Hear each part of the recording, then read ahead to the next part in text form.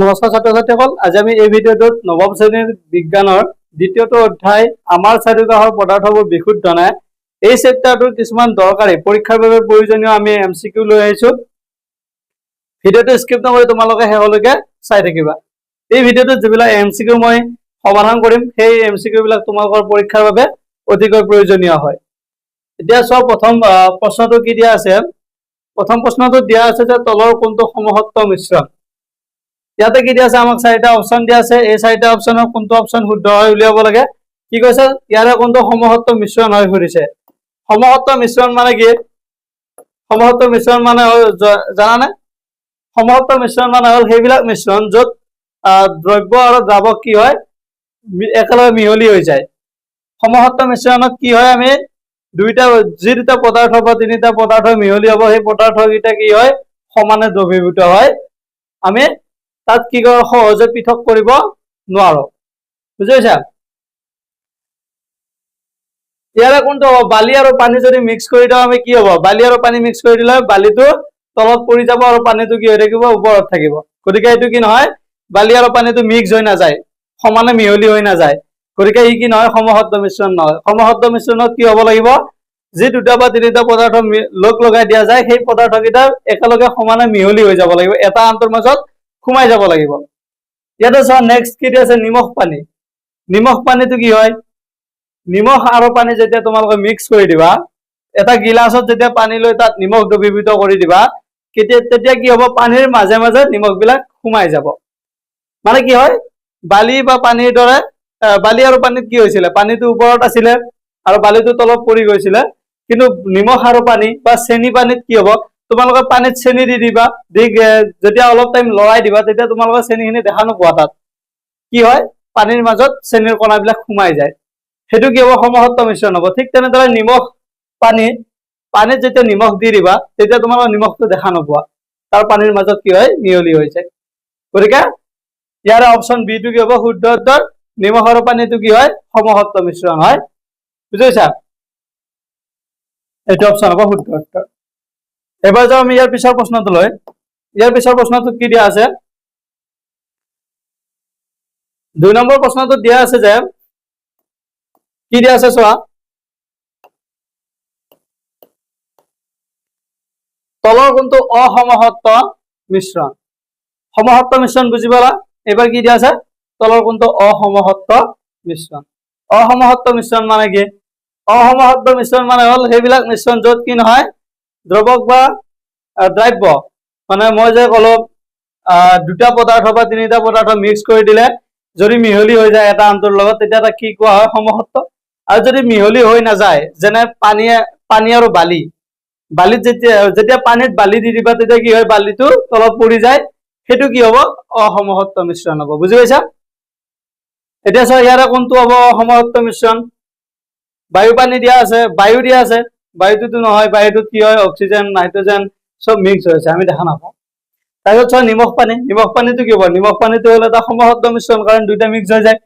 ইয়াতে কি দিয়া আছে, বালি আৰু পানী যেতিয়া মিক্স কৰি দিবা, তেতিয়া কি হ'ব, বালিটো তলত পৰি যাব, পানীটো ওপৰত থাকিব। মানে কি নহয়, দুইটা একেলগে মিহলি হৈ নাযায়। গতিকে অপচন চি হ'ব কি, শুদ্ধ উত্তৰ। অপচন চি টো কি হ'ব, অসমসত্ব মিশ্ৰণ। বুজি পাইছা? এতিয়া যাওঁ আমি ইয়াৰ পিছৰ প্ৰশ্নটো লৈ। এতিয়া চাওঁ 3 নম্বৰ প্ৰশ্নটো। 3 নম্বৰ প্ৰশ্নটোত কি দিয়া আছে, 3 নম্বৰ প্ৰশ্নটোত দিয়া আছে যে, পিতল হৈছে, অপচন এ দিয়া আছে তাম প্লাছ টিন, অপচন বি দিয়া আছে copper plus zinc, option C দিয়া আছে লোহা প্লাছ কাৰ্বন, অপচন ডি দিয়া আছে সোণ প্লাছ ৰূপ। ইয়াৰে কোনটো অপচনত থকা মৌলকেইটা লগ হৈ পিতল সৃষ্টি হৈছে সুধিছে। তাম আৰু টিন লগ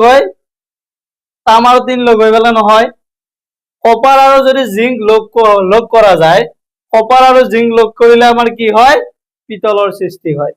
পিতল কৰ পৰা হয়, কপাৰ আৰু জিংক লগ কৰি দিলে পিতলৰ সৃষ্টি হয়।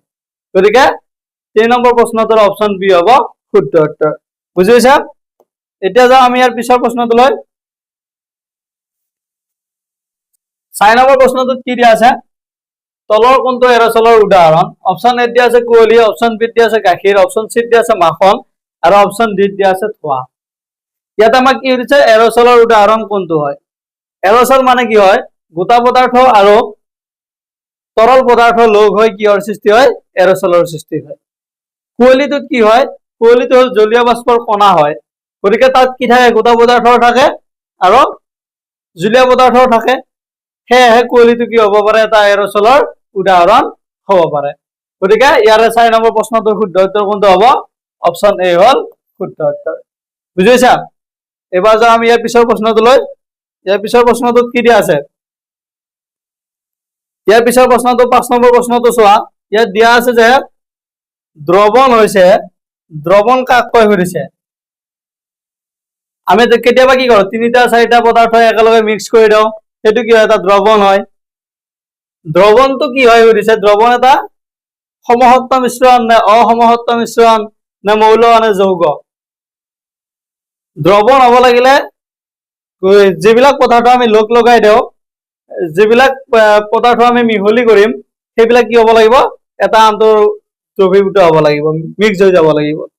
যদি আমি বালি আৰু পানী মিক্স কৰি দিওঁ, তেতিয়া কি হব, বালিটো তলত পৰি যায়, পানীটো ওপৰত থাকে, সেইটো গতিকে কি নহয়, দ্ৰৱণ নহয়, কাৰণ এইটো এটা আনটোৰ লগত কি হৈ যোৱা নাই, মিহলি হৈ যোৱা নাই।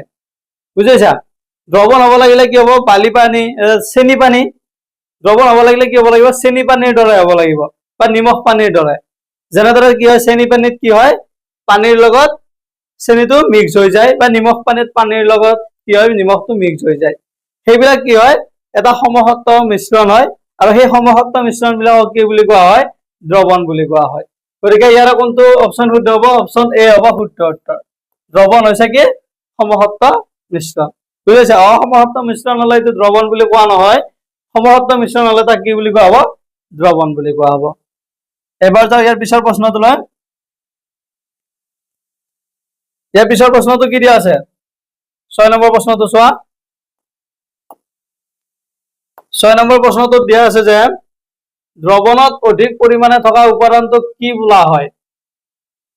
দ্ৰৱণত যিটো পৰিমাণ অধিক পৰিমাণে থাকে, এটা যেতিয়া দ্ৰৱণ বনাবা, হল নিমখ পানীৰ দ্ৰৱণ, ইয়াতে কি দিবা, ইয়ালৈকে পানী দিবা, ইয়াতে কি থাকিব, পানী থাকিব। পানীত কি দ্ৰৱীভূত হৈ যাব, ইয়াতে কি আহিব, ইয়াতে আমি নিমখ দি দিম। এতিয়া কি দি দিম, ইয়াৰ পৰা আমি নিমখ দি দিম।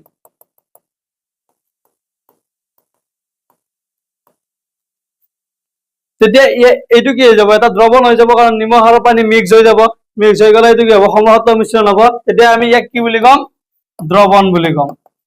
গতিকে ইয়াতে কৈছে যে দ্ৰৱণত অধিক পৰিমাণে থকা উপাদানটোক কি বুলি কোৱা হয়।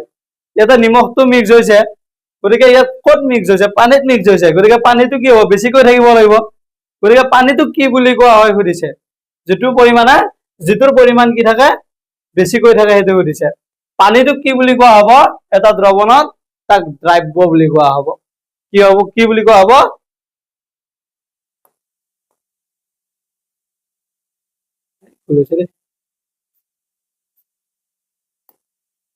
কিবা এটা চোৱা কি দিয়া আছে, দ্ৰৱণত অধিক পৰিমাণে থকা উপাদানটোক কি বোলা হয় সুধিছে। 6 নম্বৰটোত কি দিয়া আছে, দ্ৰৱণত অধিক পৰিমাণে থকা উপাদানটোক কি বুলি কোৱা হয়। এটা দ্ৰৱণ হব লাগিলে কি হব লাগিব, এটা দ্ৰৱণ হব লাগিলে সেইটো সমসত্ব মিশ্ৰণ হব লাগিব, এটা আনটোৰ লগত কি হৈ যাব লাগিব, মিহলি হৈ যাব লাগিব। আৰু যেতিয়া এটা আনটোৰ লগত মিহলি হৈ নাযায়, যেনে বালি আৰু পানী, তেতিয়া তাক কি বুলি কোৱা হব, অসমসত্ব মিশ্ৰণ বুলি কোৱা হব। কাৰণ বালিটো তলত ৰৈ যাব, পানীটো ওপৰত থাকিব। কিন্তু নিমখ পানী বা চেনি পানী হলে এইটো কি হয়, এটা আনটোৰ লগত মিহলি হৈ যাব, তাক কি বুলি কোৱা হয়, সমসত্ব মিশ্ৰণ বুলি কোৱা হয়। আৰু সমসত্ব মিশ্ৰণ হলে নিমখ পানী বা চেনি পানীটোক কি বুলি কোৱা হব, দ্ৰৱণ বুলি কোৱা হব। নিমখ পানীত কি বেছিকৈ থাকিব, পানী, গতিকে সেই পানীটোক কি বুলি কোৱা হয়, দ্ৰৱণত কি বুলি কোৱা হয়, তাকে সুধিছে। বুজিছা? কোনটো পৰিমাণে বেছিকে থাকে, সেই পৰিমাণটোক নাম কি সুধিছে। এটাতো দ্ৰৱণত দ্ৰৱণ এটা উপাদান এটাৰ পৰিমাণ বেছি হ'ব, সেই যিটো উপাদানৰ পৰিমাণটো বেছি হয়, সেই উপাদানটোৰ নাম কি সুধিছে। সেই উপাদানটোৰ নাম কি হয়, দ্ৰাৱক। অপশ্যন বিত আছে, ইয়াৰে অপশ্যন বিটো হল শুদ্ধ উত্তৰ। দ্ৰাৱক মানে হল কি, ই দ্ৰৱীভূত কৰায়, দ্ৰাব্যক কি কৰে দ্ৰৱীভূত কৰায়। পানীত নিমখ যেনেকৈ দ্ৰৱীভূত কৰিছে, পানীত কি হয় পানীয়ে কি কৰিছে নিমখটো দ্ৰৱীভূত কৰি দিছে। এটা পানী নিমখ পানীৰ যিটো আমাৰ দ্ৰৱণ থাকিব তাতে কি হয় পানীত নিমখটো দ্ৰৱীভূত হয়, সেইবাবে পানীক কি বুলি কোৱা হ'ব দ্ৰাৱক বুলি কোৱা হ'ব। বুজিছা? ইয়াৰে অপচন বি হ'ল শুদ্ধ উত্তৰ। ইয়াৰ পিছৰ প্ৰশ্নটো লৈ যাওঁ। ইয়াৰ পিছৰ প্ৰশ্নটো কি দিয়া আছে 7 নম্বৰ প্ৰশ্নটো চোৱা। 7 নম্বৰ প্ৰশ্নটোত দিয়া আছে যে দ্ৰৱণত কম পৰিমাণে থকা উপাদানটোক কি বোলে? ইয়াৰ আগত সুধিলে আমাক দ্ৰৱণত বেছি পৰিমাণে থকা উপাদানটোক কি বোলে, এইবাৰ সুধিছে দ্ৰৱণত কম পৰিমাণে থকা উপাদানটোক কি বুলি কোৱা হয়? নিমখ পানীত কি হ'ব? নিমখ পানীত নিমখৰ পানীটো কি হ'ল দ্ৰাৱক হ'ল, এবাৰ নিমখটোক কি বুলি কয় সুধিছে। নিমখটোক কি বুলি কোৱা হ'ব? দ্ৰাব্য। যিটো কি হয় দ্ৰৱীভূত হয় ইয়াক কি বুলি কোৱা হয় দ্ৰাব্য বুলি কোৱা হয়, আৰু যিয়ে দ্ৰৱীভূত কৰায় তাক দ্ৰাৱক বুলি কোৱা হয়। ইয়াৰ কোনটো অপচন শুদ্ধ হ'ব? অপচন বি হ'ব শুদ্ধ উত্তৰ। কম পৰিমাণে থকা উপাদানটোক কি বুলি কোৱা হয় দ্ৰাব্য বুলি কোৱা হয়। বুজিছা? ইয়াৰ পিছৰ প্ৰশ্নটো লৈ যাওঁ। 8 নম্বৰ প্ৰশ্নটো চোৱা কি দিয়া আছে। 8 নম্বৰ প্ৰশ্নটোত দিয়া আছে যে চেনি পানীৰ দ্ৰৱণত, চেনি পানীৰ যিটো দ্ৰৱণ হয় সেই দ্ৰৱণটোত চেনি কি সুধিছে। এটা দ্ৰৱণ ধৰা হ'ল, ইয়াতে কি আছে পানী আছে, ইয়াতে কি দিয়া আছে আমাক পানী দিয়া আছে। এই পানীত কি হৈছে চেনি আমাৰ কি হৈছে দ্ৰৱীভূত হৈছে। ইয়াতে আমি চেনি পেলাই দিছো। যেতিয়া পানীত চেনি দি দিবা তেতিয়া এইটো এটা দ্ৰৱণ হৈ গ'ল। ইয়াতে সমসত্ব মিশ্ৰণ হয়। ইয়াতে কম পৰিমাণে কোনটো থাকিব চেনি থাকিব। চেনি যদি পানীতকৈ বেছি দিয়া হয়, মানে পানীৰ পৰিমাণটো যদি কমকৈ দিয়া হয় চেনি বেছিকৈ দিয়া হয়, তেতিয়া কি নহ'ব পাৰে দ্ৰৱীভূত হৈ নাযাব পাৰে, এইটো গোটা হৈ যাব পাৰে। যেতিয়া পানীত চেনিৰ পৰিমাণটো কমকৈ দি মিহলি কৰি দিবা তেতিয়া কি হ'ব পানী আৰু চেনিটো মিক্স হৈ যায়। গতিকে ইয়াতে সুধিছে কি পানীয়ে চেনি পানীৰ দ্ৰৱণত চেনি কি সুধিছে। চেনিৰ পৰিমাণটো আমি কি ল'ম কমকৈ ল'ম, গতিকে চেনিটো কি হ'ব দ্ৰাব্য হ'ব। দ্ৰাব্য কোনটো অপচনত আছে? অপচন বিত আছে। গতিকে 8 নম্বৰটোৰ বাবে শুদ্ধ উত্তৰ কি হ'ব? অপচন বি হ'ব শুদ্ধ উত্তৰ। বুজিছা? এবাৰ যাওঁ আমি ইয়াৰ পিছৰ প্ৰশ্নটোলৈ। 9 নম্বৰ প্ৰশ্নটো চোৱা কি দিয়া আছে। চেনি পানীৰ দ্ৰাৱণত পানী কি? ইয়াৰ আগতে সুধিলে চেনি কি, এবাৰ সুধিছে চেনি পানীৰ দ্ৰৱণত পানী কি সুধিছে। পানীটো কি হিচাপত থাকে? চেনি পানীৰ দ্ৰৱণত যদি চেনিটো দ্ৰাব্য হয় পানীটো কি হ'ব দ্ৰাৱক হ'ব। দ্ৰাৱক কোনটো অপচনত আছে? অপচন বিত আছে। গতিকে ইয়াতে শুদ্ধ উত্তৰ কোনটো হ'ব? অপচন বি হ'ব শুদ্ধ উত্তৰ। দ্ৰাৱক মানে কি বুজি পাইছা নে? দ্ৰাৱক মানে হ'ল এটা দ্ৰৱণৰ সেইটো উপাদান যিয়ে কি কৰে দ্ৰাব্যক দ্ৰৱীভূত কৰায়। বুজিছা? তোমালোকে যদি ভিডিঅ'টো চাই বুজি পাইছা তেতিয়া এটা লাইক কমেন্ট কৰিবা আৰু ভিডিঅ'টো তোমালোকৰ বন্ধু বান্ধৱীলৈকে শ্বেয়াৰ কৰি দিবা।